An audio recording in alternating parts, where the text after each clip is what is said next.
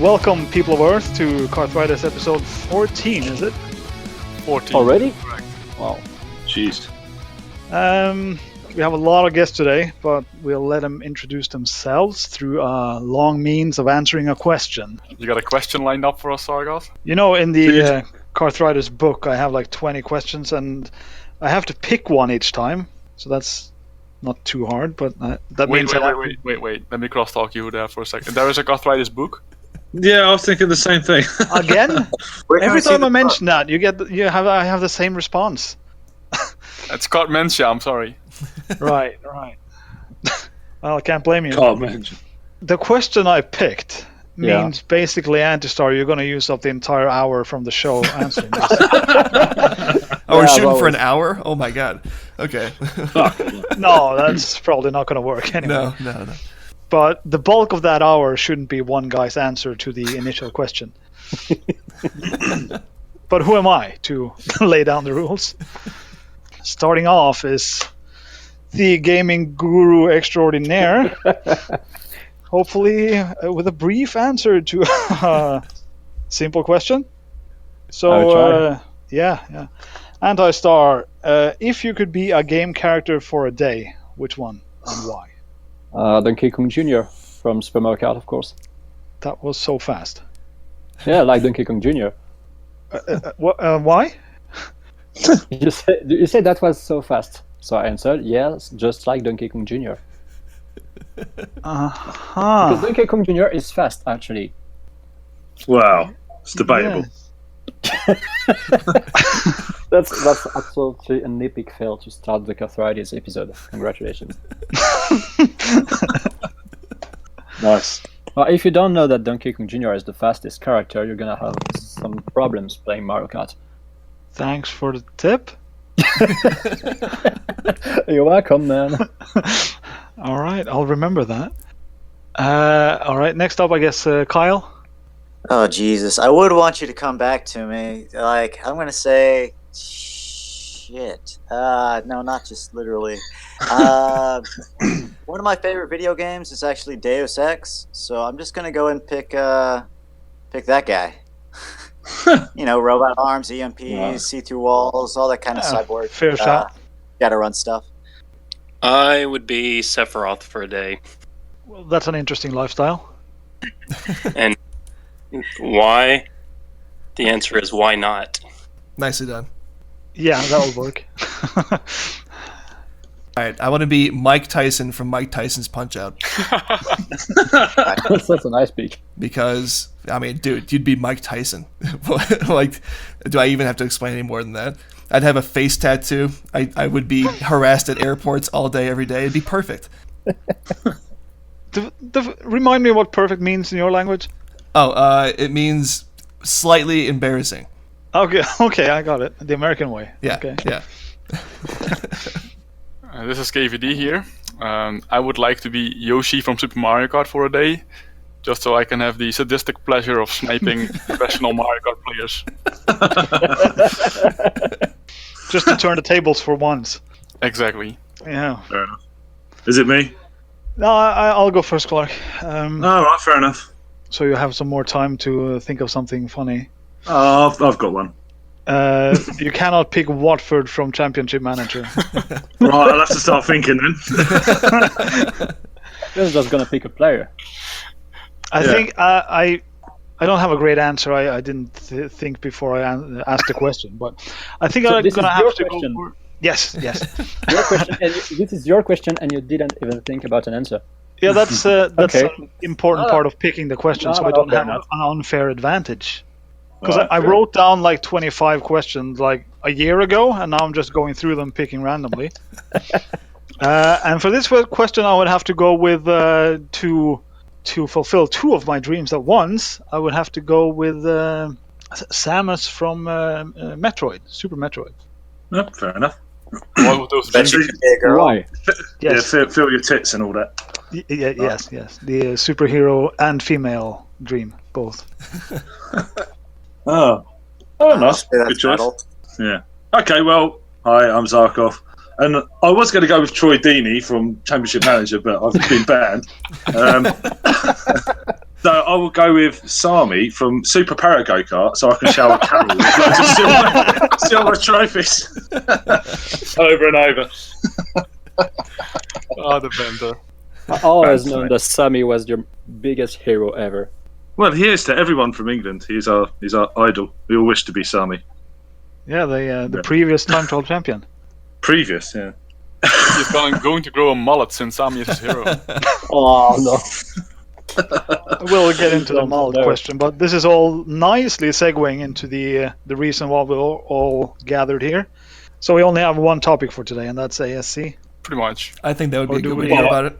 I think there's another topic. Watford reaching the FA Cup final in Yeah. spectacular fashion. Could you do your own Watford Oh. podcast, please? Bastard. I'm not sure how much cross interest there is between SMK players and Watford. Loads, mate. Loads, I Huge. can guarantee It's it. huge. Okay. Sargot, I'm telling you, if it would be a Venn diagram, it would be just one circle. Right, yeah. Okay. What's a Watford? That's here we the go. appropriate response. Yes. Oh, you guys. Can you milk it? Well, I've been milking it for all it's worth for years, mate. There's one more thing you can milk, Clark. Next Yeah. year, the time trial one try champion of the UK title. I will be dining out on that one As for you a very should. long time. Yeah. Yeah. The American Super Mario Kart Championships, which was I want to say 14 days ago. Wow. 3 weeks actually. Yeah, like 20 and change. And we are here with the people who were there, people who arranged it and organized it, people who watched from afar. Is there another kind of person? Not really. Yeah. The UK time trial champion. Yes, that is Yeah, a well, different beast altogether, of course. Right. In the So, flesh. I mean, there are a lot of recaps and bilans roundabout. I think Carol just finished his novel today. Nice Billan, by the way, Carol. I enjoyed reading it. Cheers, man. Is it possible to finish it in one day? Sort of did. Writing it certainly wasn't possible in one day. It turned out. I know that game. Felt like a magnum opus. right. So there's a lot of good info and GIFs and videos and everything in those. I haven't read all the bilans because my weekend only has 48 hours, but I'm sure there's tons of info there. Well, the problem if you read Carol's bilan, you will never be able to start this episode. So Right. this is exactly why I haven't posted mine, because if you read both Carol's and mine, I think it's gonna last the entire week to read everything. So the recap of the experience takes more time than the actual experience. It actually takes more time than to drive across the entire Texas state, which means a lot. Fucking Texas. I warned the both of you guys. I warned you. Goddamn. That needs to be part of the show. The inner workings of the Joe and Sarkov road trip. Yeah. I'm sure some stuff happened there. You guys still friends? Oh yeah, we're still friends. Yeah. You tired of Dumb and Dumber quotes? I'll just add a long silence after that question and see what. Or a laughing track. Yeah, how about it? No, Clark's good shit. We had a good time the entire time. Yeah. It was all good bants, mate. Oh yeah. So that's all cool, but I just want to start off to recap the American Super Mario Kart Championships from the side of the organizers. So, Kyle and Matt, if you would be so kind. Yeah, gosh. I don't even know about... Matt, you want to start? Just aim at something. Just to try starting at the week leading up to it, and when it actually people start coming and stuff like that.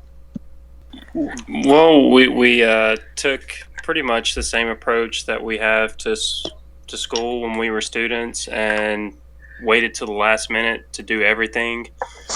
We get that cornered animal state of mind. It's down to the last wire. Oh shit, we got to get a lot of shit done, and we did. We had a surprising amount of help from Chris, who was hardly showed any interest at the beginning, but at the end, he just really pulled through and probably had more fun with the organizing process than Kyle or myself, actually. But yeah, just one highlight that was kind of building up to the tournament for us. I guess that kind of rekindled, I guess, a flame or whatever, was receiving Harvey's SNES in the mail along with a handwritten letter that was in cursive, which I thought was pretty charming. But yeah, just getting that in the mail just kind of, I guess, fueled the flames a little more. Yeah. Yeah, that would spike anyone's enthusiasm. Seems like there's an absurd amount of letters going from Harvey to people around the world. Yeah. I've had one. Right, because of your bottle cap collection or something? Yeah, I got one from him, yeah. And a handwritten letter from that, which I still have somewhere. I mean, that's probably the sign you've done something in the community, huh? Getting a letter from Harvey? Exactly, yeah. Guillaume got one as well, right? Mm-hmm. Did you get a letter as well from Harvey? From Harvey, yeah, but it was years ago actually. It was because I had his Super NES modified by FF6man, and so he sent it to me actually with a letter saying he was hoping everything was going to be okay, and saying he was going to pray God every day to make sure it's going to be back soon, something like this. Every day, yeah. huh? Yeah, every day. I think every single hour on Earth actually. Right, because, yeah, God only works one day at a time. You heard it here first. Totally. Well, I didn't want to procrastinate. Those kind of things just kind of happen. But I was making all kinds of timelines and trying to get people on the same page and getting volunteers and whatnot together. But it seemed like towards the last 2 weeks, a lot of the volunteers had different, I guess, priorities come up. Like some of them just a day or two before the event, some of them a week before the event. Like Vampire FF, it was like her first time to see her dad in like 2 years. No. And like, all right, go see your dad. And then Ben had some other personal stuff that came up 2 days right before. Could you just hold on a little bit, Kyle? I mean, yeah, I'm very sad to hear that Vampire FF couldn't make it, because I forgot all about that during ASC, but in the weeks leading up to it. She did get a show up on Saturday a little bit, so she got to say hey to some people, and she had her fangs in. I don't know if you got to talk to her, you'd see her fangs. But So, yeah, who got autographs? Who Who got selfies with Vampire FF? Who was Vampire FF? Vampire He was, she was the, I guess, shorter. I don't know how to say it. Shorter? Yeah, she was a shorter girl, short black hair, fangs. Well, certainly not shorter than FF6man. Oh yeah, She was there. Yeah, What? she was there. She was hanging out, kind of in the back with more of the spectators that weren't really spectating much, hanging out. Can I just say I did not see the fangs, but I instantly knew who she was. All right, yeah. Like, yeah, that's gotta be Vampire FF. There's no other way about it. And yes, it was. I have no idea who you were talking about. Me too. I can't remember who this is. I was just too, I don't know, encapsulated with the whole event to notice, I imagine. She was she's kind of shy, so she actually came to the house party afterwards, and I was kind of keeping her company because I don't know, she's not super social. So if you noticed a shy short girl I was standing next to, that would be her. Well, Clark, in your defense, there was pizza. Yes, there was pizza and beer. So I guess I took priority for both of us. I just, even if I didn't know who she was, I would have liked to say hello, but I missed that opportunity apparently. She was the reason I wanted to go. Anyway, Kyle, I'll stop the derailment. You can continue your story. Yeah, I tried to get her out to introduce her and be like, come hang out, but no, she was just being super shy. But our sound guy, Tony, came up and hooked everything up and did a real good job with the sound, and was kind of bored most of the day because there wasn't too much to do. Tony Baloney, he was in a band that actually Matt and I were in years ago, and I stayed in the band a lot longer, and we played all around North Louisiana. The band's name was Shepherd's Pie. Delicious band. Kind of a eclectic mix of, classic rock and jazzy and hard rock, and I don't know, more easygoing stuff, just a mix. So we said shepherd's pie was a good name. Now I'm derailing myself. No, that's What fine. else is going on?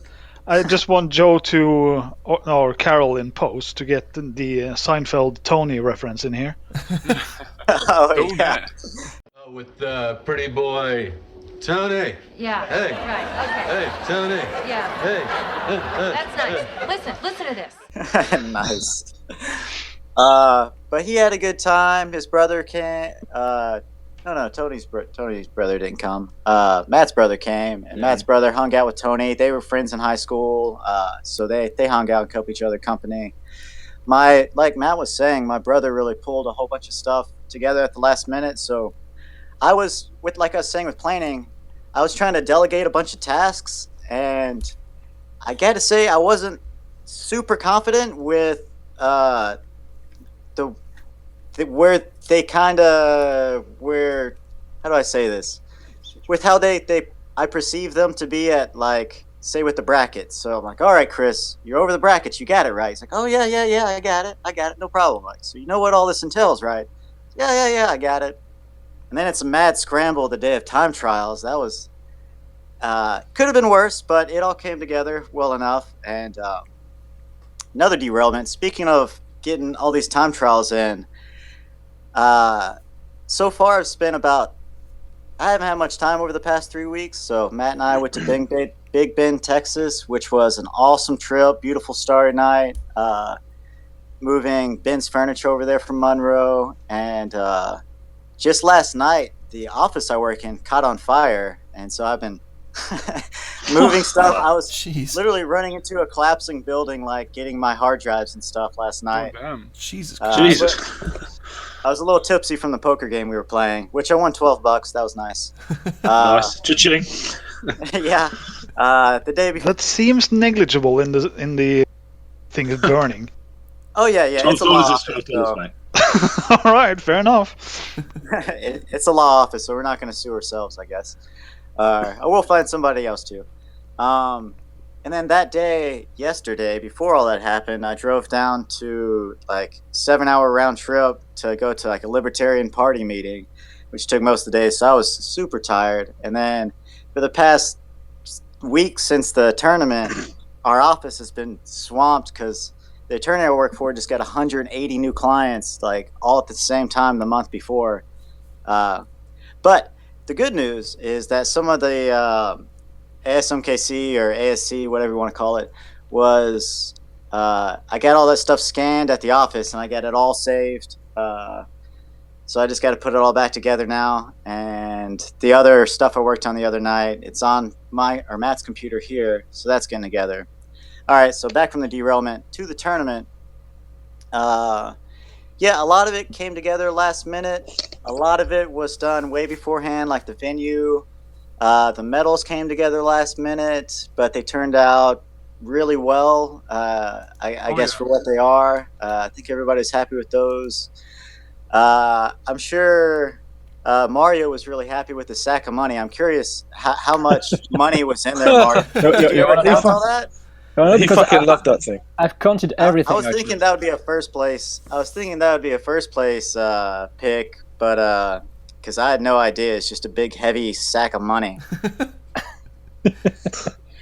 No, I've already counted everything. There was more than $100 actually inside. Oh wow! You missed out, Carol. I have to say, I was the only interesting. person that got to pick before Antistar, and I only had hand luggage, and I was already maxed out on hand luggage, and the bag was very heavy. So was the Zelda book actually in the end, which I picked instead, but I left it at the Kartel place, so they can bring it with them next. Yeah, now we have no excuse not to come. We got to give you your book back. Little failsafe.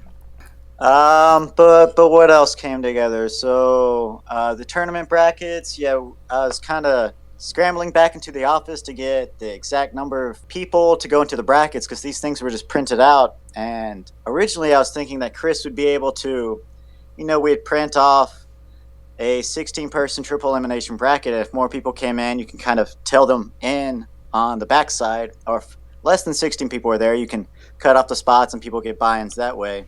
But I don't think he was prepared for that like I thought he said he was. So I was running to my law office and printing off papers quickly, and we went to the grocery store like the day or two before to get a whole bunch of food for the house and drinks and beer. And Chris actually took care of those kegs, which he pulled that out pretty clutch last minute as well. Oh, that's awesome. Yeah, And, they were nice kegs. Yeah.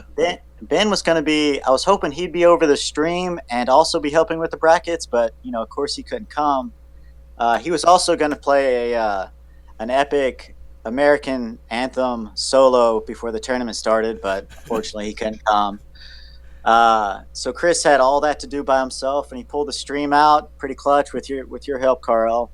And then from there, it was just like I was incredibly nervous beforehand, nervous, anxious, excited. I don't know. Those emotions are all kind of the same or similar.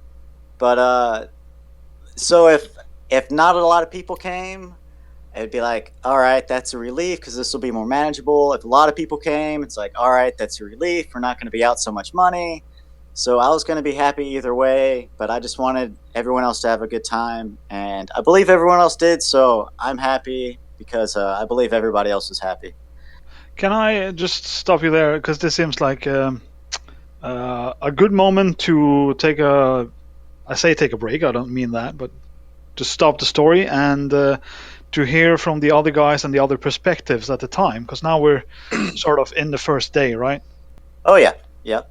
Right. So for me personally, I was not there, so I couldn't meet Vampire FF or, play SMK. So I had to watch the stream, which at first was how do I put this? Basic. That's a very polite way to do it. Here, can I hop in here for 2 seconds? Sure. So. Yeah. Because I was hoping that Ben would be over the stream, I kind of had my hands up in the air, and I was like, all right, I guess we're not going to have a stream. Or, all right, so for at the very least, we'll have Matt's brother Adam just walk around with Twitch Live, and that was going to be our total fallback. So I'm glad that didn't have to happen. Yeah. There was a stream, so that was sort of my initial reaction is relief. Okay, so it did come to fruition. It does have people are there. We are going to see something on Twitch. That was all good. There was no commentary. There was no names. There were no scores. There were no information on the modes. There was a banter in Twitch chat, and then there was background noise, which actually meant we heard the competitors very well. But yeah, can I just jump in and say I think that the microphone on the webcam thing, why has that not been done before at any CDM? Because that was brilliant. Looking back at some of those videos from it, they're so good to watch because you're hearing the players' reaction. It's brilliant. Oh, what a nana! What a nana! Yeah, yeah. Total disbelief on my part that Eric done that on me. But yeah, no, you're right, Clark. The house mic is a very good touch, but usually those types of microphones won't pick up voices very clearly. It'll just be a lot of room noise. You cannot make out a conversation very well. But somehow on this particular one, it worked well. So the lack of commentary wasn't that bad if you had talkative players. It was actually quite interesting. So for CDM, it could be a great idea to have that when there is no commentary. For sure. The Definity should do it. Yeah. Agree. Okay, so Carol, Antistar, Joe, Clark, any of you want to share the first, feeling when you get in the room and you start to get ready for a time trial? I'll start, I guess. Yeah. So I know when I first got to the event, I pretty much just threw my bag down and said, "Oh, thank God, we're finally fucking here." It was just overwhelming how much of a disaster the first day was for our trip, at least for me specifically. I think everybody else had an alright time, but it was just a lot of driving. It was a lot of just like, man, we gotta get there. And then, in the morning it was, I think, 10:45 or 11 o'clock. We just walk in, and I was just like, finally, we fucking got it. And I could just relax for I think 12 minutes. And then I was thrown right into time trials immediately. So I was like, man, okay, yeah, I'm going in super cold, but we'll just have fun, see what happens. This was so relieving, actually. Do you want to expand on that? No. Just having a piss or something? I just want to say it was extremely relieving. Even if we spent in 2 days 21 hours sitting down in a car, it was extremely exhausting, actually, to stay in a car for so long. So when we finally arrived, it was I think it was as much relieving as if I had won a mode, actually. Just like, wow, I fucking done it. Just being here was a victory, actually. Yeah. So, I must admit, though, from like my initial reaction when walking in after you sort of said your hellos and everything, was that it felt very sort of similar to any other kart event I've been to. Like it had that feel to it immediately, which was nice. Yeah, it didn't feel different or like it just felt like, oh, hey, we're doing a sort of a CDM in America, which I think is testament to the guys who organised it, really. Yeah, that's a great thing to hear, actually. Yeah. But the atmosphere was similar, then I take it. Yeah, this is exactly the same reaction I had when I entered the room. Well, the first thing I experienced was just looking at Kartel's reaction, actually. But then I just saw all the TVs and the people working around the TV set, the SNES systems and stuff like that. And it looked like a CDM so much, just like a smaller size CDM, but it really, really looked like a CDM. This is probably the most surprising thing I've experienced, because I was expecting the guys there to do very good work, but not that good, actually. This is something I'm gonna develop a lot of in my bilan, but this really, really, really was a huge surprise when I arrived, because it looked so familiar, actually. I didn't know what I was gonna face when I was gonna arrive in the venue, and it was just like everything I had experienced before. So it was really cool, because this helps you to feel very comfortable at the exact moment you arrive. And I must thank a lot the Kartel and the guys who were there to set up the things that well. Yeah, I agree. Oh, I really appreciate that, Mario. And You're welcome. You're welcome. Also, to touch back on Harvey's letter and how I was surprised that it was in cursive, because you don't really see that much anymore over here. But we did get your letter in the mail a few days ago, and to our surprise, it was also in cursive. Very impressive, really sweet, and it really tugged on our heartstrings. Like, I really appreciate that letter. It's very sweet.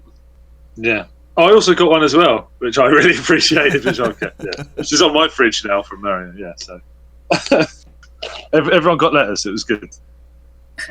Yeah, and also, Mario, your letter is on the fridge next to Harvey. After we deciphered your cursive. Okay, I need 30 seconds of derailment here. So, is cursive not a thing in America? Not anymore. It is.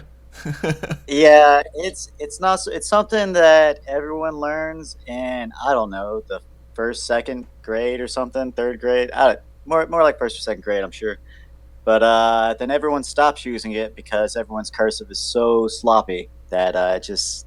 I mean, if you're a doctor, yeah, and no one can read your handwriting anyways. But yeah, so no one uses it so much, especially if you want it to be read easily. So penmanship is dead. Oh yeah. Yeah. So. Oh yeah, completely. All right. You really only learn it. Yeah, you really only learn to use cursive to sign your name on like debit charges. I guess. Yeah. Okay. There is this keyboards. Yeah, keyboards have taken over. Yeah, and just normal, print. All right, back on track. Carol, you're awkwardly quiet. We're talking about how it felt when you first entered the room for time trial. Yeah. Well, I got there before the setup was finished, but so I helped around hooking up SNESes and stuff. But the venue itself, the office building, was actually quite surprising. I was expecting like an abandoned office, more like, but it felt like a swanky office with like indoor foliage and stuff. like really upscale. And the room we had was not huge, but big enough for the small group that we had. Also, the AC worked fine, even a bit too much at times. So That's important. Yeah, it could get quite cold in there.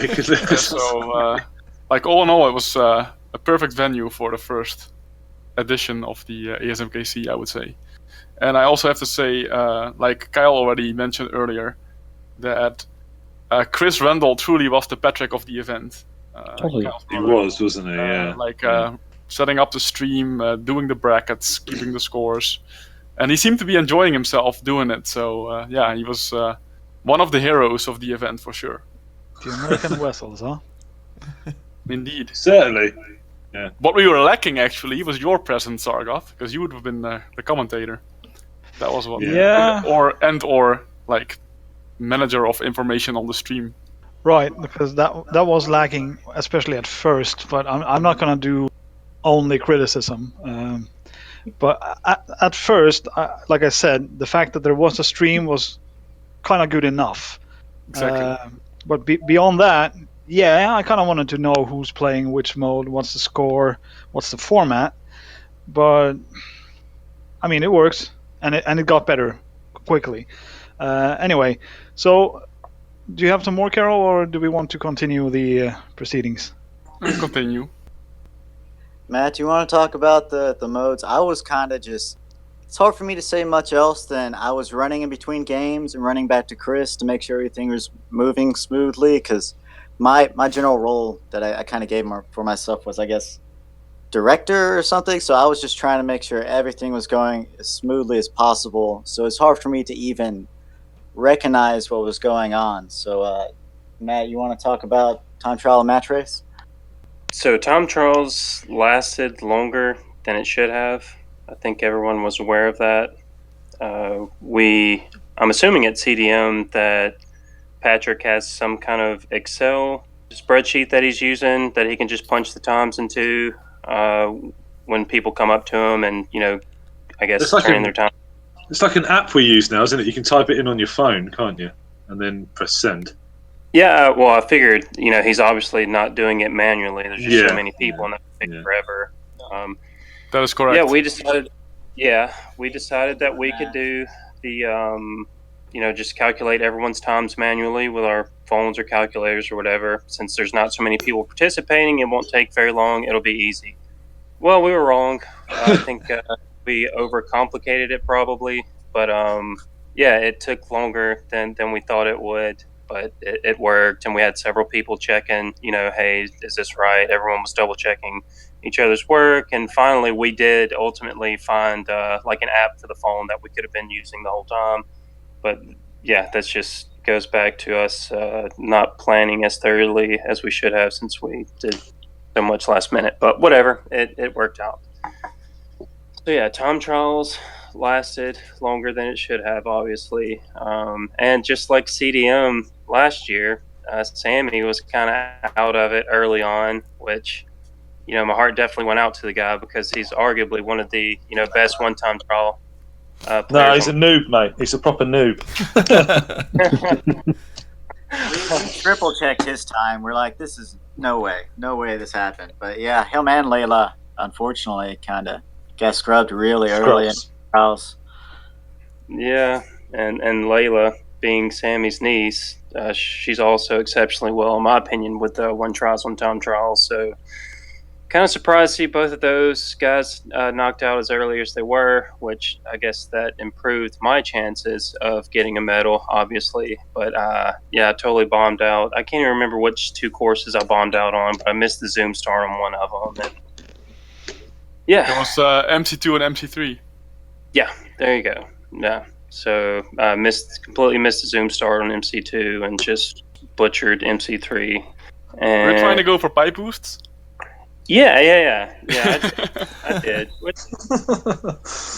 I mean, to me, that's the strat that I'm used to doing, and for me to not do that would have been riskier. Actually, when I started out the course, I wasn't doing pipe boost, but since I messed up, because I'm not used to the quote normal strategy anymore, that I started doing pipe boost at the end, and I should have done that from the start. But whatever. Yeah, ultimately, just boils down to me not making enough time for practice. But I'm hoping that at some point I'll get tired of coming to these tournaments and just, fucking losing hardcore. Don't get me wrong, I'm still having fun. I'm still having a blast, but obviously you're having that much more fun if you're winning, I think. Right, guys? Well, I don't know why I keep going back. Then it certainly isn't to win for me anyway, because there's no way I'm going to win. Yeah. That's You have a UK title to defend now, though. That's true. Yeah, sure. Yeah, I need to go back. There's a reason to go back and claim that. Yeah. So we obviously modeled some of the tournament, some basic things after CDM, but for the most part, or maybe not even for the most part, but we did want to have like subtle differences between the two events. And one of them that we all agreed on was, that the time trials final shouldn't be decided on just one course. So I thought that was a nice twist, having them run 2 courses versus just one. That's a conversation that's been going for a while. So, how do you guys feel about that change to, as you have been at many CDMs, like Antistar? What's your feeling on that? No, this is a change I've already experienced in the past, not as a player, but it already happened once. This is not my favorite way to play time trial in the end, but it proved to be kind of spectacular this time. So I think I think it can be okay from time to time. This time, I think the only thing which is a bit weird is the fact you're not playing at the same time, and being totally isolated and waiting for the other player to have played is something a bit weird, which is something that used to happen in the first CDFs, and I already said CDFs on purpose, not CDMs, because there was I think a toss to see who was playing first, and having one of the players waiting in the spare room for the other to perform his race. It's kind of exciting, actually. It still feels weird, but I don't think this is a bad solution. I'm not totally for it, but I'm not against it anymore. If this can be a proper answer to your question. It can be. Because I didn't know actually what system was going to be used before I arrived. To be really honest, my only goal was to be here, and I almost failed this initial goal. So when I arrived, I absolutely didn't care about the way the championship was going to happen. All I wanted to do was to see the people, to chat with them, to enjoy myself. And well, playing SMK was absolutely my weakest concern of all. So when I managed to get to the final, which actually was very unexpected for me, and when I realized that we had to play it this way, I told myself, well, I don't give a fuck, let's do it. That's all. Well, I gotta say, we appreciate the low expectations because it made them really easy to be met. So thank you.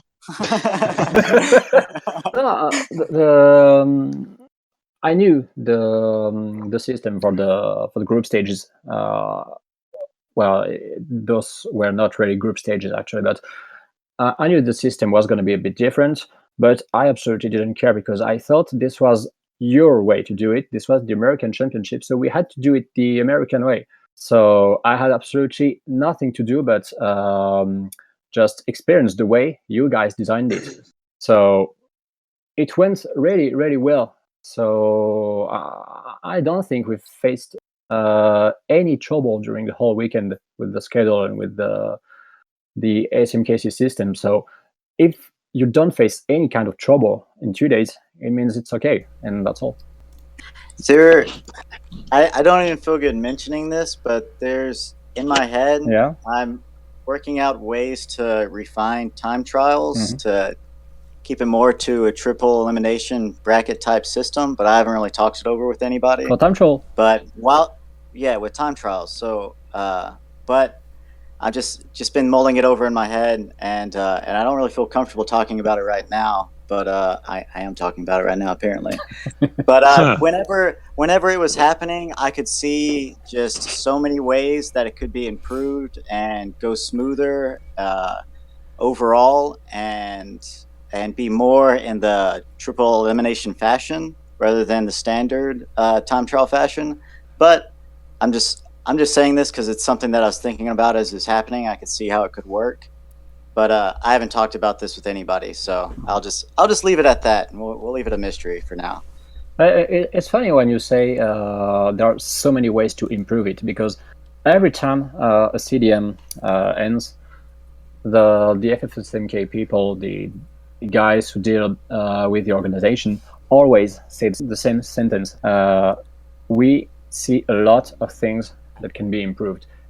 Even if things are going pretty well, you see a lot of things that can be improved. And when it comes to the SMKC organization, I really see very few things to improve, actually. Well, perhaps it's because we were only 16 people all weekend round. Perhaps if we were 40 or 50 people, things would be different. But when you have some kind of small size tournament like this, I think this system is exactly what needed to be done. So, of course, you can improve a couple of things, but not that much, in my opinion. It was very, pretty well done. I echo that sentiment completely. Well, we always agree, Carol, so it's no surprise. So that's all. We don't have anything anymore to say. That's a bit sad.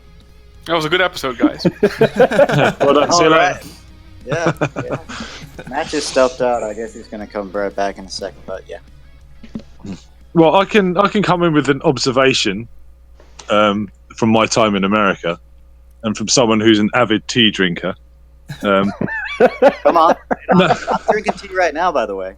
Oh, good man. But from the one thing I've noticed is that everyone else, apart from Joe, doesn't have a fucking kettle.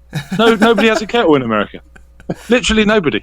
Like actually, Joe bought one for you. Actually, did you? No. Oh. But the story would have been funnier if I said yes. Kidding. I would have been touched. But I yeah, bought it like for Vanessa, the hotel... who obviously lives with me, and she's a tea drinker as well, so it just made sense. Yeah, fair enough. Yeah, it makes sense. But like, so the hotel in Vegas, I had to make a cup of tea by just running hot water through a coffee machine, so it tasted weird. And then drinking tea in Vegas. Well, I'd bring my own tea. I'd bring my own tea back. Then when I was at Joe's parents', I had to put a cup in the microwave, which is very strange. Yeah. And then at Matt's, I had to boil it on the hob in a saucepan.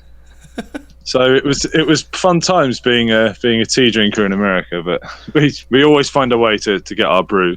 So. Wow, these first world issues, huh? I know. It was funny. As soon as Sammy and Layla got in, they went to the hotel. They were telling us all about, because they were asking them, just quizzing them about how to make tea, where they could get tea. And then later that next day, I took them to downtown Monroe to a tea shop, and they were in there for like an hour looking at different kinds of teas. They bought like 6 or 7 kinds of teas for their family and stuff. They were just having the best time at just looking at tea. This is it. This is what Brits do. I even made a your brother Chris. He asked for a couple, and I was making one. He's like, "Oh, you're making tea? I'll have one as well." And he was bemused when I put milk in it. When I was asking for the milk, I was like, "Yes, this is how everyone in England has tea. You have milk in your tea."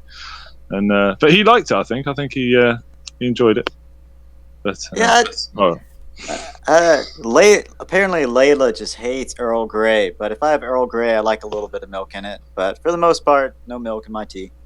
No, you're wrong, but whatever. yeah, I know.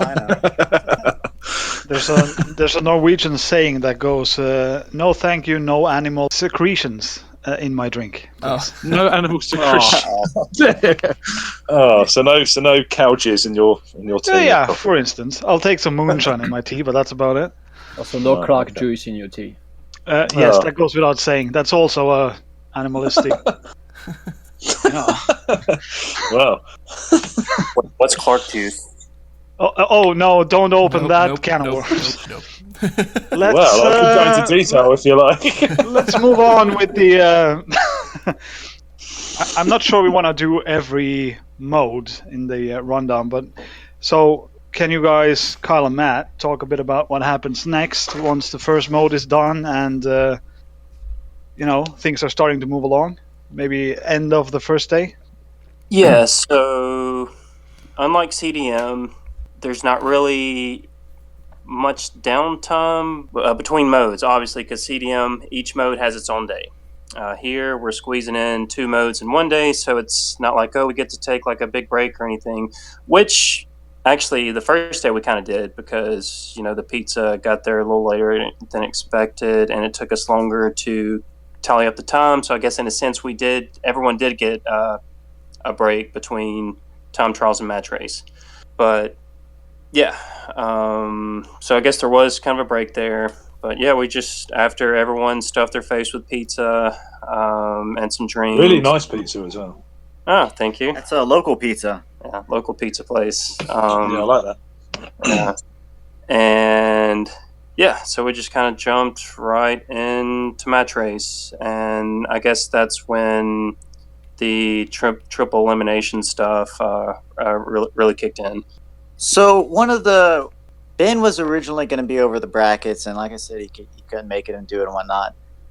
But he had one major worry, and that was the person who doesn't lose at all. They're going to play about 5 games and then have to wait around for people to come up through these losers brackets to play. So who was leading on match race that first day?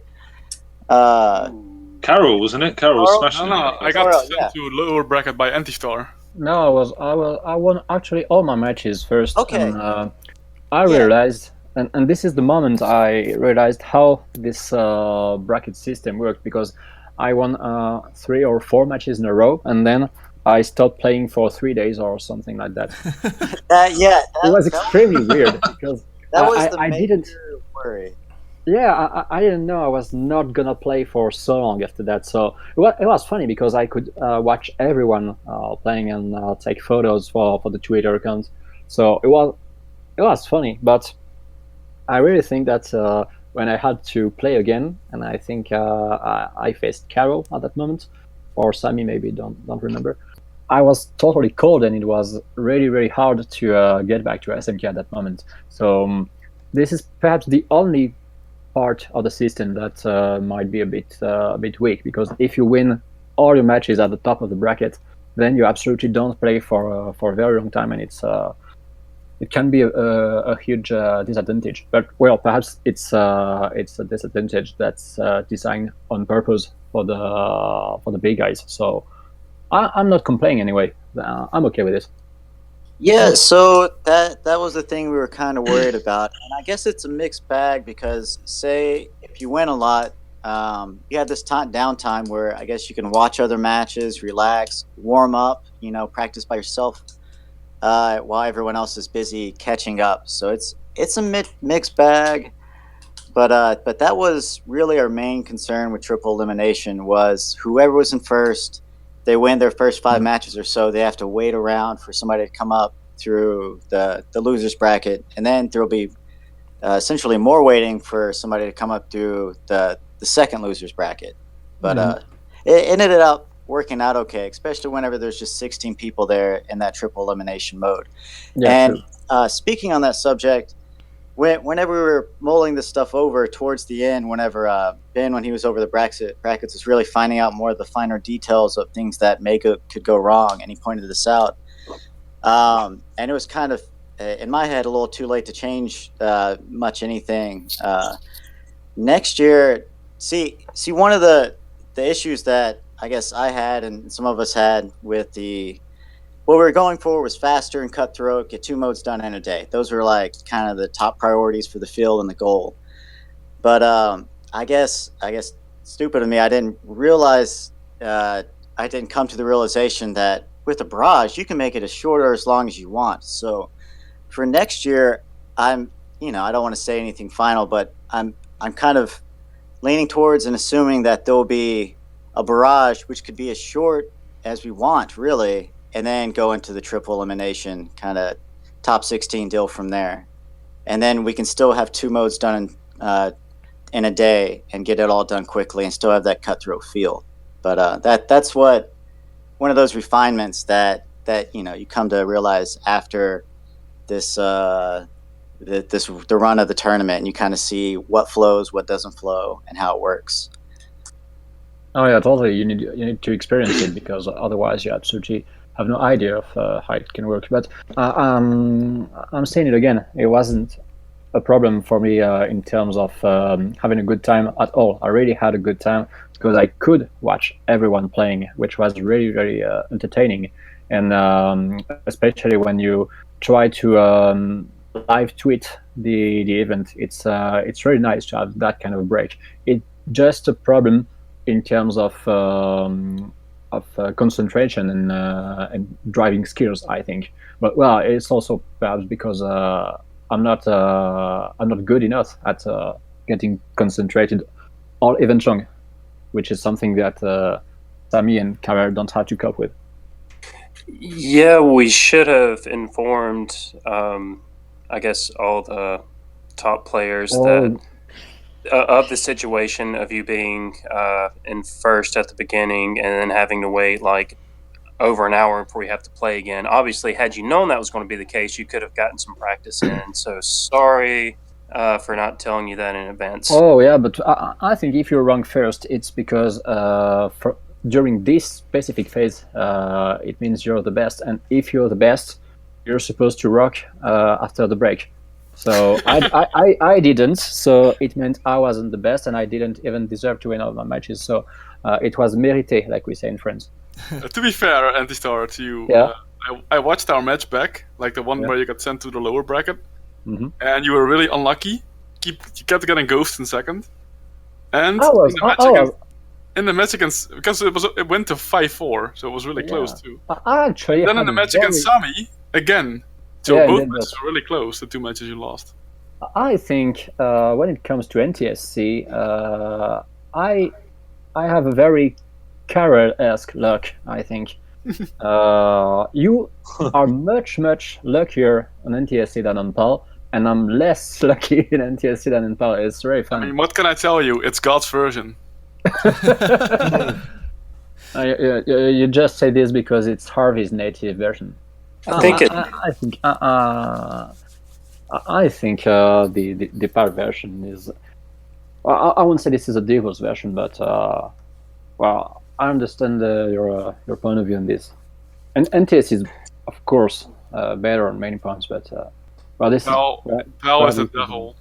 Yeah, perhaps this is the one I have the overall gold standard times on it, and not on PAL, perhaps.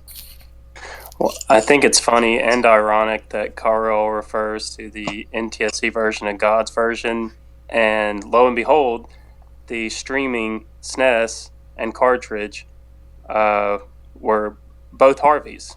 So we're streaming God's version of the game. Blessed by Harvey. We are playing on stuff. One of God's chosen what?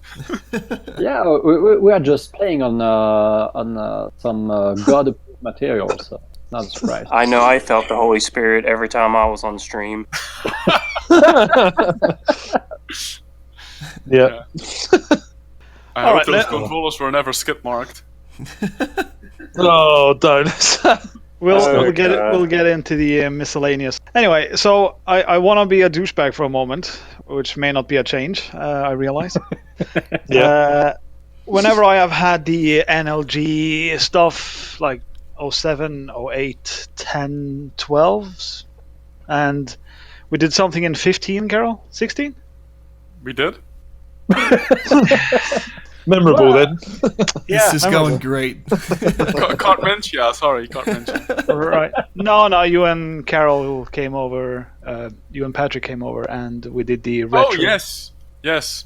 Right. So what I want to say here is in regard to the triple elimination, the different system of ASC compared to CDM.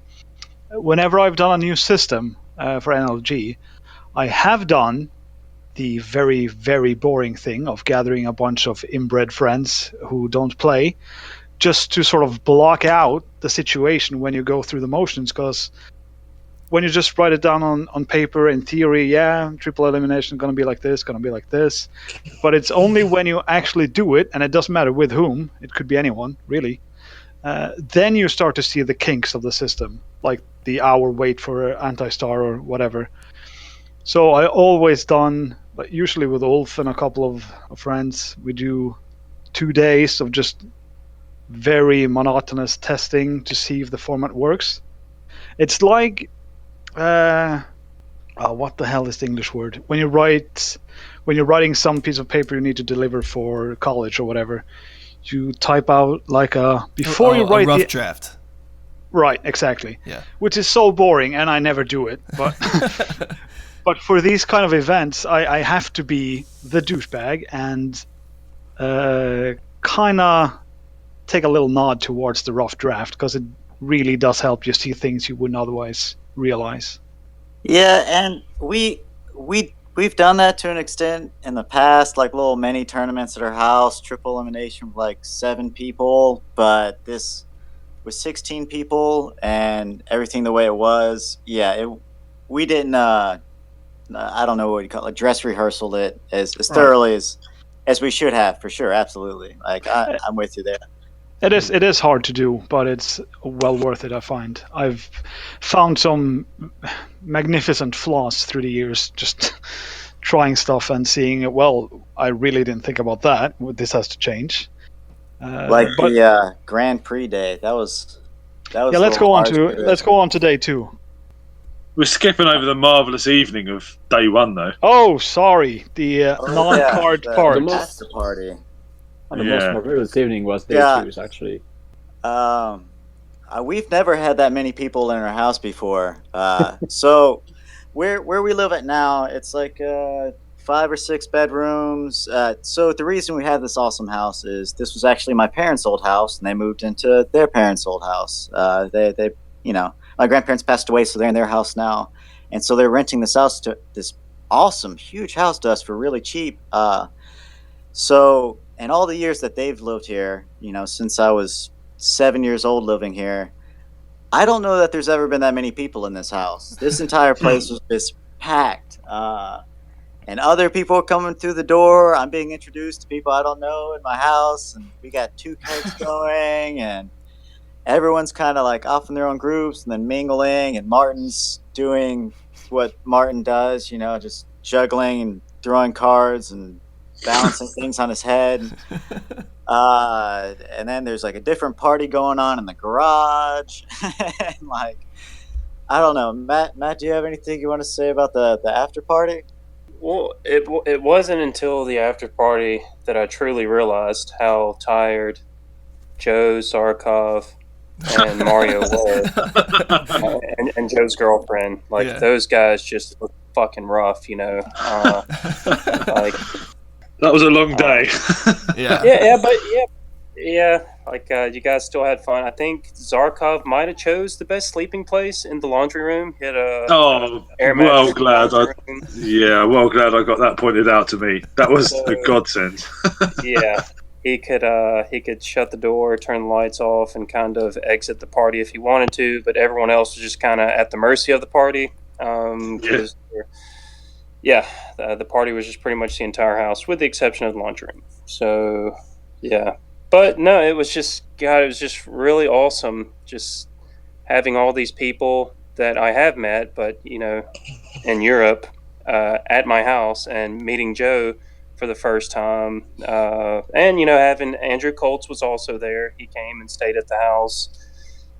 Nathan Stinson was here for a minute too. It was just really cool, just seeing all these familiar faces and faces that I've never seen before, just all under one roof. And the roof just happened to be the house that I live in. The tournament was just the right size, and everybody was familiar enough with everyone, so that whenever all the medals were handed out, I could confidently invite everybody at the tournament over to my house. So that was nice. Yeah, that was good, wasn't it? Yeah. Can I just return to the day 2 tournament for like one more moment? Sure. I wanted to say that it was really cool that you guys thought to have a personal jingle or like a potential victor in mind. Like when I won the match race medal, the gold medal, instantly the Carthritis tune started blasting through the speakers, which was just totally yeah. awesome. Actually picked Just that wanted up to on give them stream. nod. Yeah, we thought that was a lot of fun. I don't know how many people noticed, but we had the Godfather theme playing whenever Sammy won.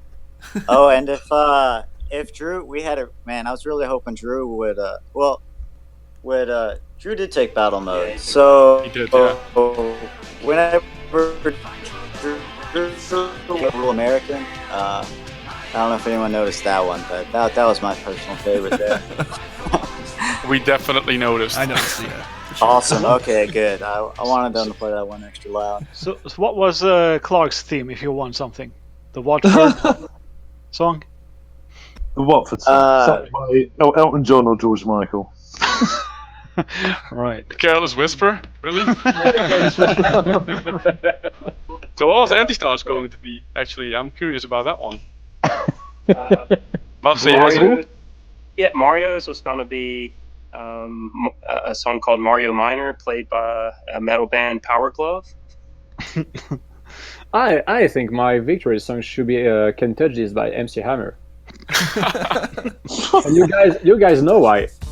We'll take a note. Anyway, I think this is a great idea, and I think we immediately implement it for the next CDM. Yeah, that was awesome. Good touch.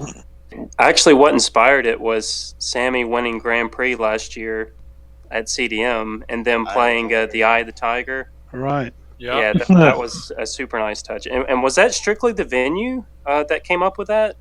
I don't recall. No, neither do I. Yeah, I was under the impression. I think someone told me that the guys at the venue just threw that. Well, Yeah, they definitely did it, but how could they know that Sami had this touch with, or this connection with the song that he does have? I think someone must have told them. Yeah. I think so too. Yeah, that couldn't have been coincidence. And just, God, seeing Sammy jump up and he threw like a few punches. I suspect it was Sophie who was behind the scenes here, but I don't know. I'll ask. I wouldn't be surprised if it was Sophie. What needs to happen though is to pick something for Scout B, and I suggest Flight of the Bumblebee. Yes. Yes. Perfect. Very good. Perfect. Sold. Right. Did we talk about day 2? Because did we? Because all I remember from day 2 is Grand Prix was looking to swallow the entire day and match race being cancelled or battle mode being cancelled. I would have been fine with that, by the way. Battle mode is not my cup of tea, so yeah. No, Do you play battle mode without items as well, Joe? Yeah, I just raced around the track. Right. One player. I was racing like a champion in battle mode, but unfortunately, I was being taken out by red shells left and right. So yeah, my You were success playing was battle mode a bit Fenrir style, actually. yeah. I was That's a really compliment? impressed. Yes, it was. I was really impressed actually seeing Joe playing GP because everyone knows like Joe is a very, very good driver, and I thought that could make some kind of surprise in GP because I don't know if Joe, you had GP world records in the past or not. Yeah, I had a few on the site. Yeah. Yeah, you had some, so which is not a surprise. And I was. I'm not gonna say I would have put money on you in GP, but I was expecting you to do something good in GP. And when I played against you, I was surprised because you were extremely consistent and decent, and you were not using any fucking items at all, which is something I absolutely didn't know. I wasn't prepared to this, and I don't remember if this Choke Island 2 race was against me or if I was a spectator. I think it was. Yeah, I remember that. It was against me, and so I was leading the race. You had a feather, and in my mind it was like, well, okay, you're screwed for this one. And so you entered the last lap without using your feather at that moment. I told myself, what the fuck is Joe? It's Joe fucking Bernier. He knows the shortcut. He knows it. Yeah, why don't do it. doesn't he use it? Yeah. So I know we're close friends, but come on the track, we're rivals. So you I don't understand. you don't have to give the race to me like this. This is what Karel is supposed to do, giving me races. What a gift! Yeah, What a totally. gift! Shots And fired. I was extremely puzzled at that moment because You actually yelled at me on stream. You're just like, "What the fuck is wrong with you?" I probably said something like this, and in my mind I was like, "What the fuck is this just fair play or something like this?" And what was your response, Joe? I You asked don't the quote? use items. It's ready, the gentleman's ready. agreement that Also nobody right. agreed to. Yeah. Exactly. When you say this to me, I really thought, "What the fuck is joking or what? Why? Well, no, Just it's, why?" I mean, it's hard to explain. It's just, I don't know. I don't have any I know, it's expectations gonna to be very win. hard. So I don't really. I just want to drive fast, and I just want to have beers and just have conversations, and like playing Can I is just totally segue secondary for into? me. Can I just segue into a little anecdote here? Sure. The first time Joe and me played online SMK many years ago, I think this Yeah. may have been 2006 or 2007. Sounds about right. Yeah. Managed to hook up, and Joe was like adamant that we would not use items, so not use any items. Like, okay, so- that's fine. So we're not gonna play with any items. So I was chucking away my banana peels and whatnot, and accidentally one had landed on the track. Uh-huh. MT2. Joe proceeded to drive over it a lap later, and then instantly like start, give up, retry. Like, okay, we're not using items, okay? He just just like broke my the phone rules. call. I didn't even want to throw the nanner on the track. That's how that happens. Though. But Joe, honestly, imagine you have a lightning. What do? You don't even press A? No, I would just keep it. Yeah. Okay. Yeah. I think this is a very fair play behavior, but it's well, Stupid, I think is the word you're after. no, I will never call Joe stupid because well, he was part of the Dumb and Dumber thing, so yeah, he was dumb. It was really dumb for him. But you're not a stupid person if you have No. a stupid idea. Those things are separate. True. But anyway, there should be like a side tournament, a Joe % side tournament. Joe percent. I No, know. but this is an interesting one, having a GP tournament without using any items. I really Pretty sure Mol is ready for it because he has actually dismantled his A button. Yeah, that's true. I would actually really like to attend a GP tournament without any items, because it is all about driving, and this is all about almost playing time trial, but face to face this time. So that's very, very interesting. But I gotta say, so yeah, there are some strong drivers in the world, present company. Yeah, and Joe is one. Sure. Thank you, Yes, yeah. but I feel like people like I want to say Harold, Geo, and you, Antistar, are 1 inch of extra douchebag when it comes to body pushing and stuff like that. It's, the French tactics. I think, no, this is definitive French being a douche like this. I personally think that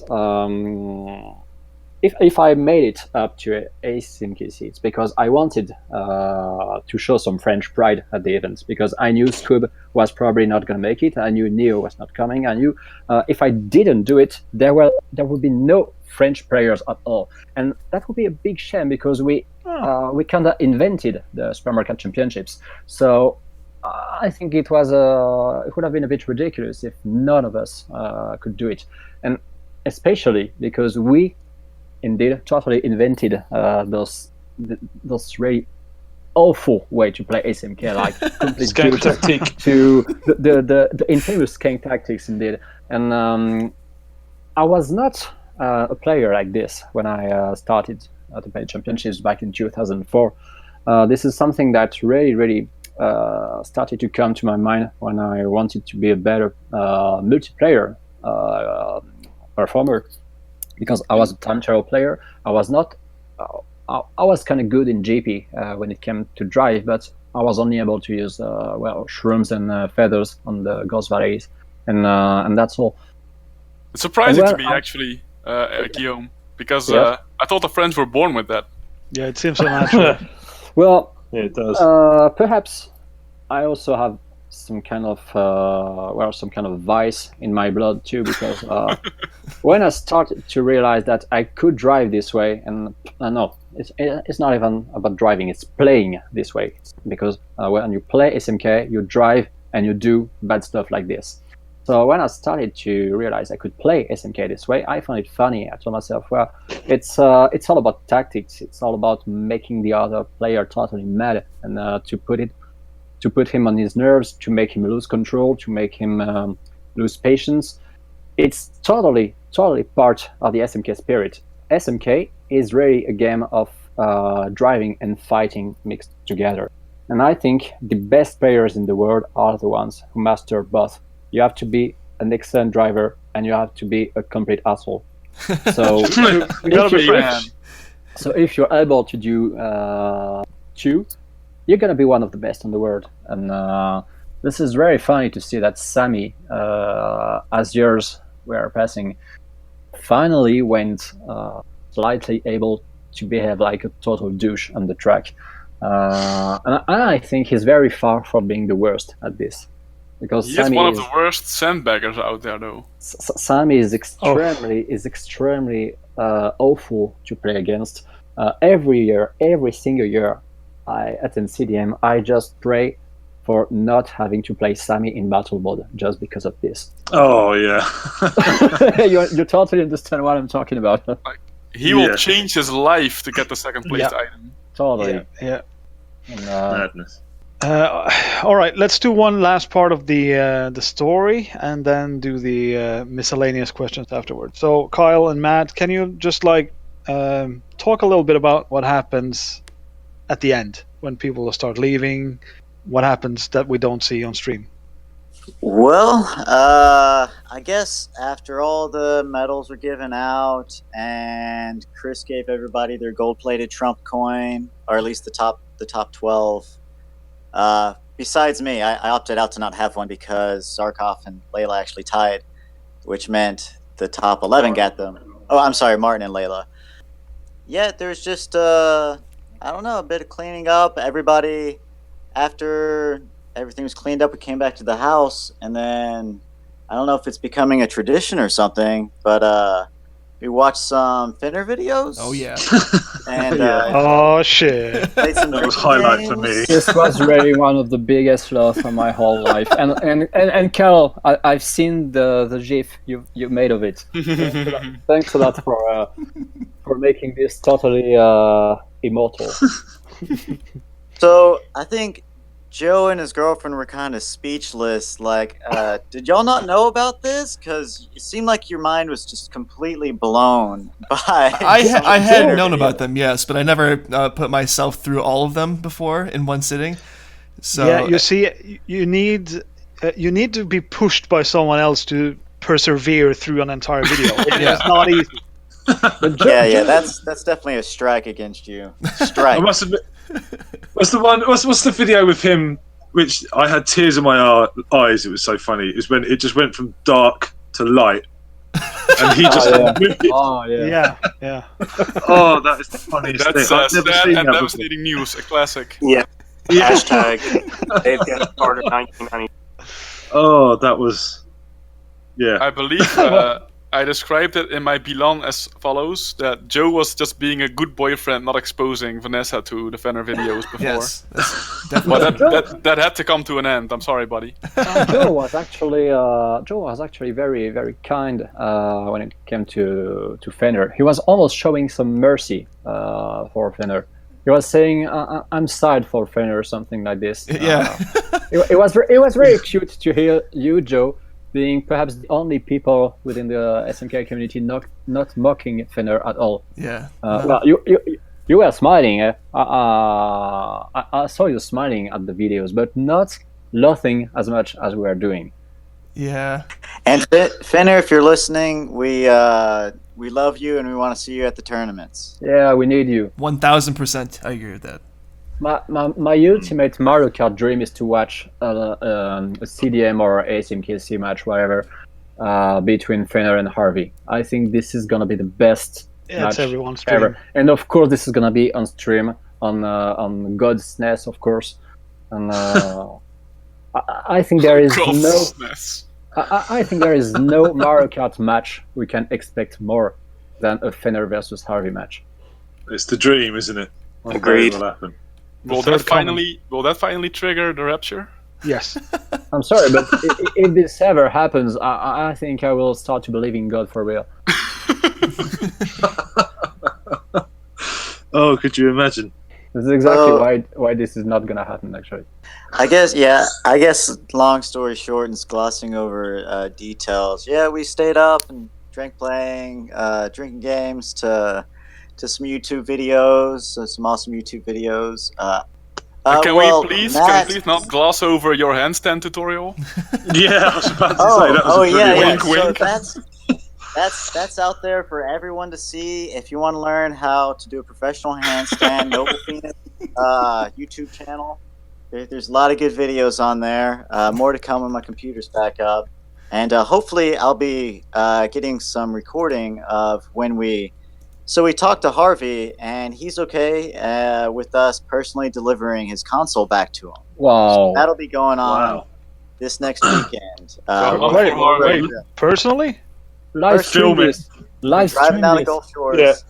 You're going to the Rapture Porch. Wow. Yeah, but we're all gonna pray. The Holy Garden. And Watch out for them sulfuric farts, mate. Jesus. Stay away from the mattress. Yeah, skid marks. I'm really looking forward to bench pressing that vase. Sorry to think about what Zarkov wrote on Harvey's poster again. Thanks for not cheating on Matt's bed. This is the best thing you could write on this poster. Absolutely. Joe's was very good too, but Zarkov's was absolutely awesome.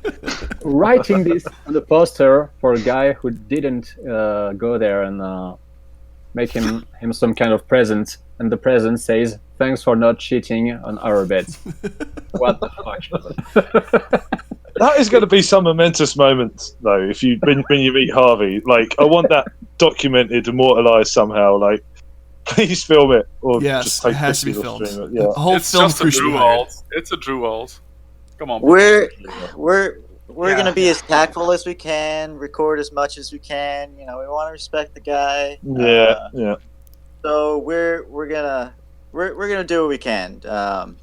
Imagine. I don't know. Maybe we need some kind of gift. Maybe like. So I decided to cut this potentially revealing information from the show. Don't hate me. Sorry. Maybe like a Miss America DVD or something. I don't know. Bring him a porn DVD. A JCPenney magazine. I think He only has VHS. You'd have to bring him a porn VHS. Oh yeah, and actually, I failed to mention this on the forums, but while we're still talking about Harvey, the Monday night after everyone had already left, Karel and Martin were still here because they weren't leaving until Tuesday. Me, Martin, Eric, and Karel were in my room, and we were smashing all the PRs on Harvey's cartridge. Yeah, so we completely destroyed all of Harvey's PRs, and Martin coined them Harvey Rs, and later shortened it to 8 Rs. So Martin, myself, Eric, and Karel have in our possession all the HRs. Nice. And Eric was doing his best redneck impression, and Karel got a really big kick out of that. And actually, I got a really big kick out of hearing Karel's redneck impression, which was super hilarious. And apparently, Layla does a very good southern accent impression as well. Unfortunately, I didn't get a chance to hear that. Yeah. So, two things. I guess first, so whenever I was preparing for the tournament, hooking up TVs, getting everything all set up, I kind of just dropped off Sammy and Layla and kind of a antique. It's a place in West Monroe called Antique Alley. Just a whole bunch of local goods, like obscure stuff, pawn shops, antique stores, that tea shop, costume shops, just interesting stores. And I dropped them off so they could shop around, and I was going to come back. And when they came back, Layla was just like, oh, everybody's just so surprised by my accent. Oh, where are you from, girl? And like, I started really liking the Southern accent, and she has an awesome Southern Belle accent impression that she wanted to take home, but she said her mom would kill her. And then Matt told me about Karel's impression, but he couldn't exactly do it right. So if I could request, Karel, can we get your best Southern voice impression? I'm just gonna try and copy Eric as best I can. Like, my one-legged dog could do better than that. Oh, Yeah, that has some swamp to it. Oh, thank you. Thank you.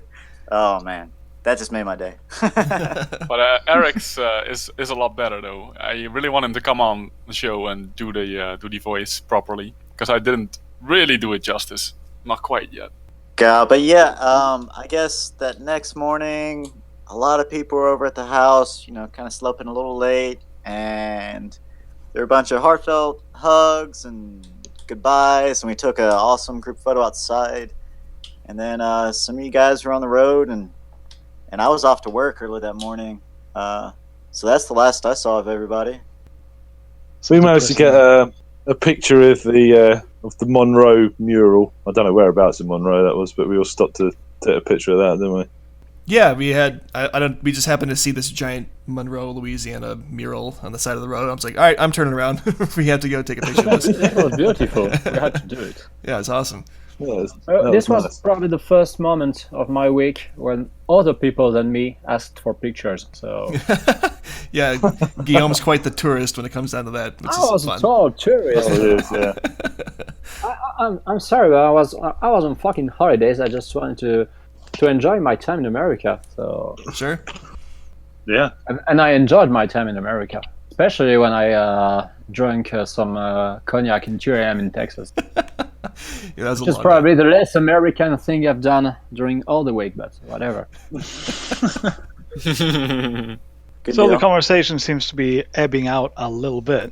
Gone Let's down to banana bread. let's go to the lightning round with the questions from the Carthritis Public channel.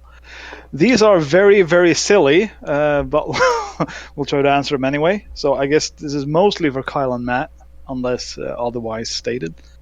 And they're all regarding ASC. First one is, will be one next year. I have a hunch.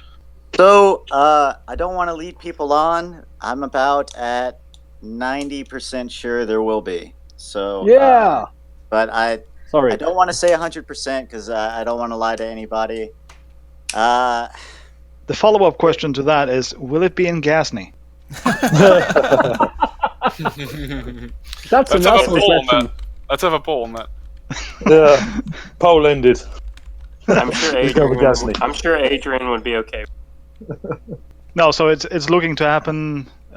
Nothing went really bad behind the scenes that we don't know about. It was all a fairly big success, and you want to do it again? Yeah, of course it was. Everyone had a great time, and that was priority number one.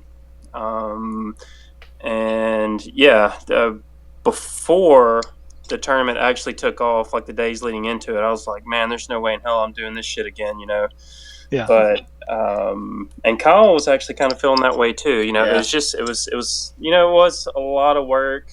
We probably could have been more responsible about it, and it wouldn't have been as stressful. So lessons learned, lots of lessons learned actually, and we know going into it next year, if we were to do it again next year, it would be a lot smoother, a lot easier. Me personally, I kind of flirted with the idea of having a NTSC championship in Japan next year, which obviously that wouldn't be a quote ASC tournament because it's in Japan, but So it's Yeah. JSC. JSC, yeah. Or, maybe having a tournament in Gulf Shores. Gulfport. I'm sorry. Play around. Or in Charlotte, Tennessee. Charlotte's, yeah. He still wouldn't show up, Yeah. Yeah, the buses would be not working that day or something. Right. We wouldn't be able to get there. Yeah. Yeah.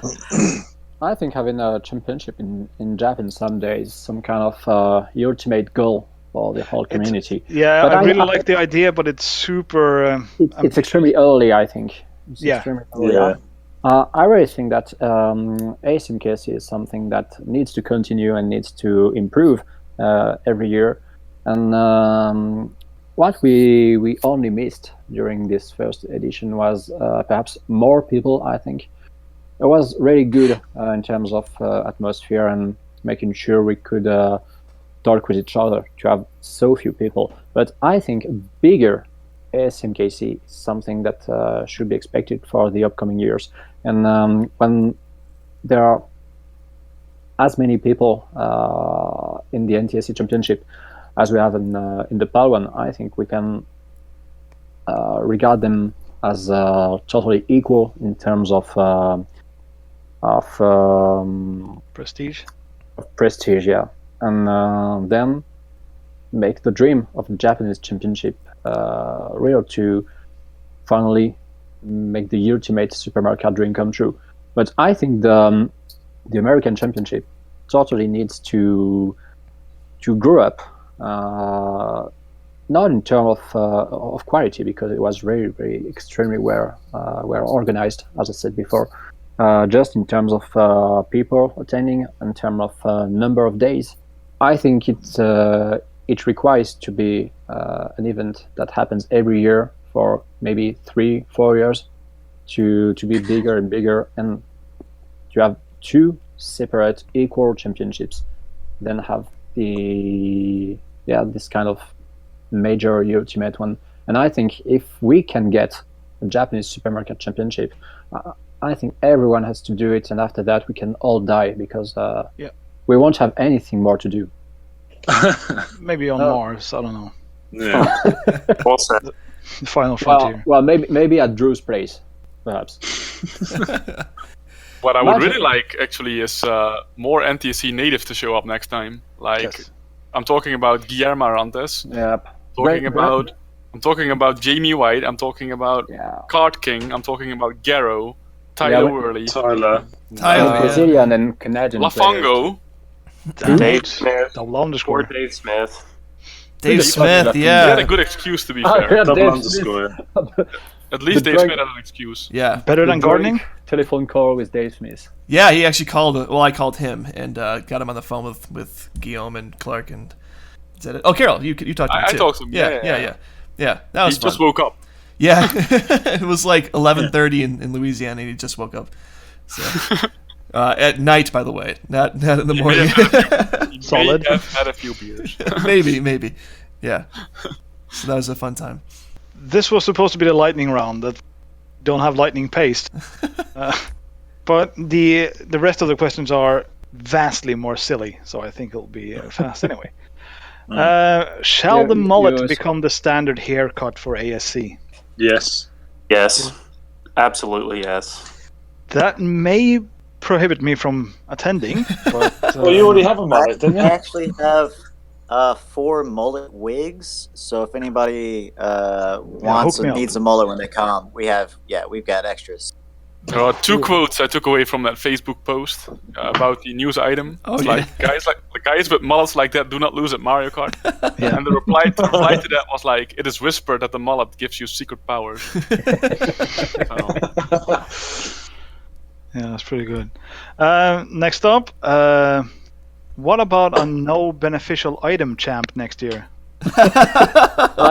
You mean More the jokes. I wonder who trophy? wrote that one. I'd probably still lose. Don't worry. But you'll feel better?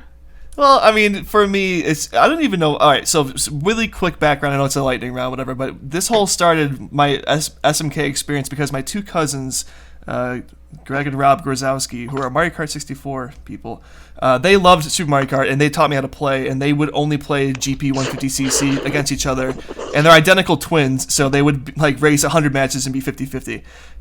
And just watching those guys play at the highest level was always really impressive, and they didn't like to use items against each other. They just liked to race, and I thought that was really really cool and interesting. So that's the genesis of why I don't like to use items. Also because I don't know, I just like to race fast, and that's my goal is just to go there, have a good time, and just race across the track as fast as possible.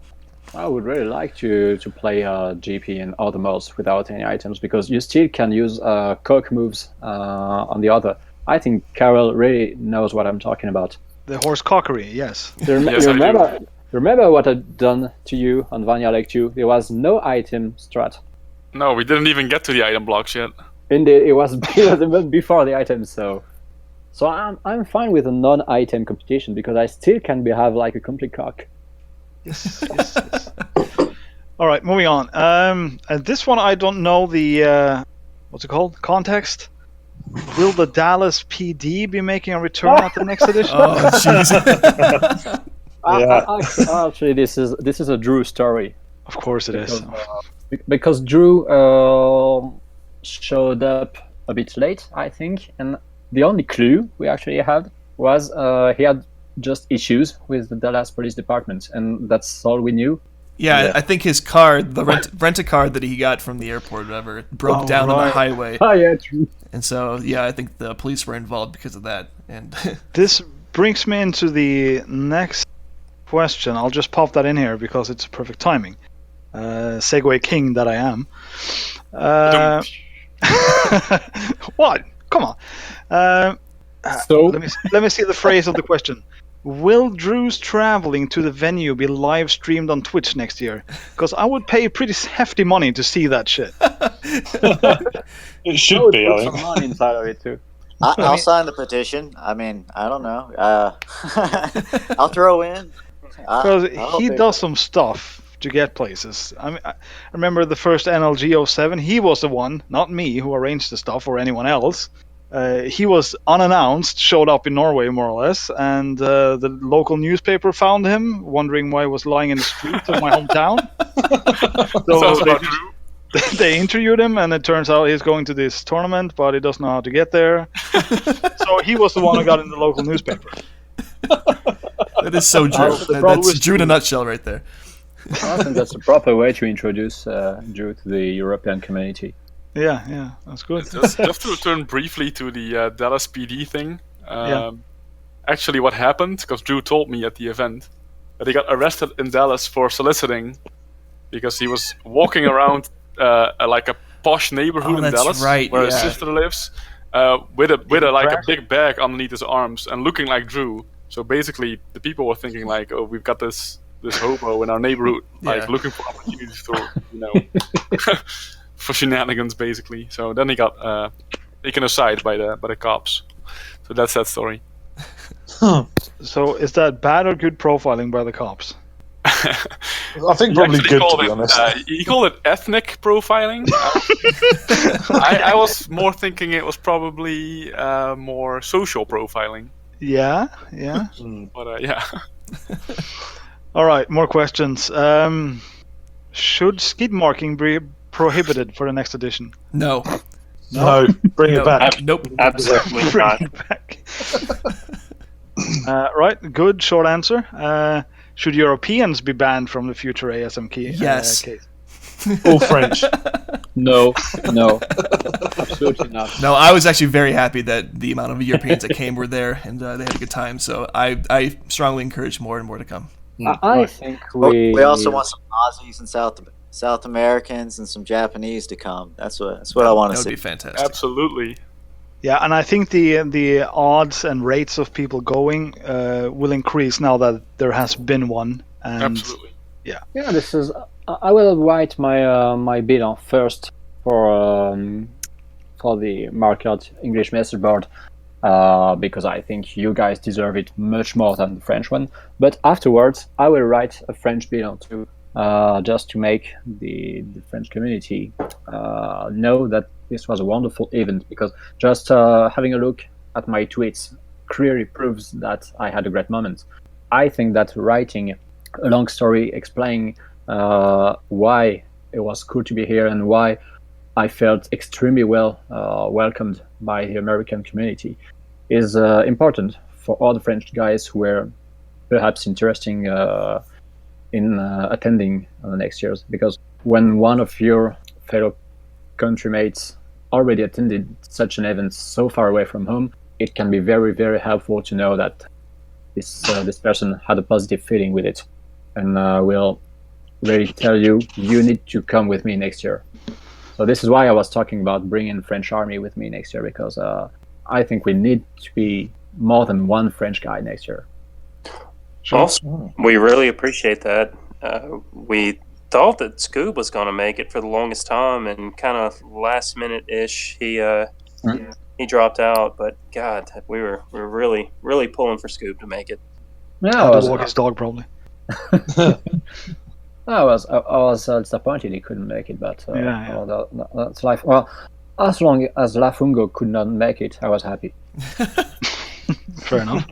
Right, and this is going to be the last one. This is certainly a question for Matt, seeing as he already answered it, but I want to hear some more details. So, will the tournament be held in partnership with Terence Fenner, the founder and CEO of Fenner Guy Co.? Yeah, best question. Why not? This is the Why best not? question of the episode. He has his own company that is designed to make these tournaments possible in the easiest, most efficient way. And he clearly has a lot of business knowledge for anyone who's watched his one of his more recent videos from a business class of his. And he offers a 401k, so it's just win-win-win situation. He's got a lot of units. Look at his unit sales; they're off the charts, and it'll be hard negotiations to really get a guy of his caliber on the team. But we're going to work hard and work with him and see if we can get a tournament with minimal number of strikes. Imagine how smooth the data entry will be with his typing speed. Yeah, I know, right? And me and Kyle are obviously on board with doing a partnership with Fenner Guy Code next year. When we pitched the idea to Chris, he immediately said no. Wow. Some work needed then. Sad. That's an also response. Well, it's 2 votes against 1, so we're totally going to be in partnership with Fenner Guy Code. Sure. It's a pretty big step for you guys, huh? After just 1 year, and you're successfully merging with a giant corporation. A giant esports corporation. We couldn't be more excited. Right. I can feel it in your voice, actually. All right, that's it for a lightning round. I just think we gotta wrap it up, boys. But I want to hear if there's any last words from anyone from just. Well, I'd like to say, to be honest, I'd like to say just how thankful I am for how hospitable everyone over there was, and how much you guys did. Like Joe and Nez, and then the Kartel. You guys were just fucking awesome from start to finish, and really made the trip for me. Yeah, I must say exactly the same words as Clark. Amen. Yeah, really appreciate that. Really awesome stuff. It was tiring. It was a tough journey with all the fucking bomb cyclones and whatnot. And that fucking bomb cyclone. We would have had a whole other day to be prepared for traveling. However, everything was pushed back by 24 fucking hours. So that's the reason why we were so wrecked on Saturday morning when we showed up to the event, is because we had to squeeze in, I think, 20 hours of driving in 22 hours. So like that. So like we couldn't stop. So we had to just get on the road as soon as possible on Thursday or Friday, I think it was. And then I got to my parents' place early Saturday morning at like 1 in the morning, like maybe midnight or something. It's like midnight. And then we went to bed at like 1 and woke up at 4:30. And we're on the road at 5. It was just, we got a nap. We got a nap in, and that was terrible. But fucking bomb cyclone. But it was still a great adventure, and to see that sort of side of America, which I hadn't seen before, because I've only sort of been to big cities and stuff. So to see like the arse end of nowhere and absolutely nothing. Yeah. And then just to see sort of cool shit. And then the bit which got me is where we're just driving along through, where is it, Kansas or whatever. And then there's just the Houses of Parliament just sitting there. Oh, yeah. That was in Oklahoma. Yeah. Oklahoma. I said, what in the fuck? Yeah. That's Stinson State. Yeah. We drove through Oklahoma City. There was a casino right over the border, I guess, or something like that. And there was a big Houses of Parliament. I'm like, what the fuck? Big Ben's right there. That's awesome. I was taken aback, and seeing all that cool stuff, and that Buc-ee's was very good. I really enjoyed that place. Yeah, Buc-ee's. What the fuck was that shop actually? Because I still can't believe I've seen a shop like this. This is something I'm never gonna see again anywhere. Definitely no, it's insane. It's like twice the size of my local supermarket or something. It's just a truck stop. It's brilliant. That picture American of Mario wearing the Davy Crockett raccoon hat. It's one of the best pictures ever. Priceless. Yeah, Absolutely. and I think this picture is it's very authentic. It really shows on my face how happy I was during the whole trip because Absolutely. I can be a very, very smiling person when I'm happy, and I was fucking happy during the whole week. Perhaps That's happier awesome. than I've ever been in Mario Kart week and most of my holiday weeks. It was definitely the best week of my year, for sure. And well, this was really one of my best weeks ever. Awesome. And it's really, really thanks to you guys. Well, really appreciate it. Well, something that I kind of experienced when the tournament was over with, something that I experience after each CDM that I've been to is, we all get to hang out and play this video game that we all grew up and played and fell in love with at an early age, and then get to enjoy it in our adulthood, which is just a dream come true with such amazing people. But it's always a shame on the last day when everyone has to leave. It's like all these awesome people, and we literally spent the whole time playing video games, and after that's done, we're too tired to do anything else. I think that it would be awesome at some point to do something together outside of Mario Kart, actually. And me and Kyle have been talking about it, that we would love to come like a week early before CDM and just do something epic. And just to give you a heads up, Zargoth, we would love to come to Norway and do some outdoorsy shit there like the week before CDM. You know what? I actually have booked vacation from the week before CDM on the weekend. So Nice. it's all coming together nicely, huh? Okay. Galopigan Zargoth. Yeah, that's right. Yeah, but I think he's trying to say something to you. No, we would love to I guess go fucking climb a mountain with you guys or something like that. Yeah, that's the word Carol just said. It's the name of the tallest mountain in Norway. Okay, perfect. And I think that who was it? Carl and Patrick and Patrick's girlfriend, was it, that came with you and climbed? Yeah. We nearly stayed on that mountain, man. Yeah. That was almost a one-way trip. Well, we would totally be down for something like that, and I think like the more the merrier. It'd be just nice to do something like that the week before CDM. Yeah, I agree.